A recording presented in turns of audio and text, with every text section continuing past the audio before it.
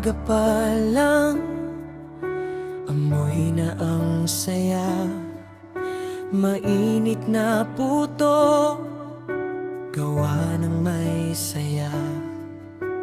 Keso at itlog, perfect na timpla. Isang kagat mo palang panalo ka na. Kahit malayo sa sariling bayan, lasa ng Pinoy laging nandyan. Sa bawat kagat, puso'y napapawi. Parang nasa Pinas muli. Sarap ng Pinoy, tikman